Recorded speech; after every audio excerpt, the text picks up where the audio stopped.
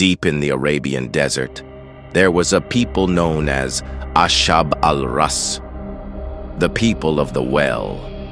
They ignored the call of Allah's messenger and faced a terrible punishment. This is their forgotten story. Ashab al-Rass were a tribe who lived around a large well, which was their main source of water.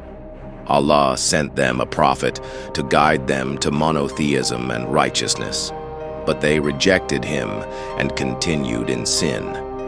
The prophet warned them, "Turn back to Allah or face the consequences." But they mocked the message and refused to listen. Because of their stubbornness and disbelief, Allah's punishment struck. Some say their well overflowed, causing a flood that drowned them.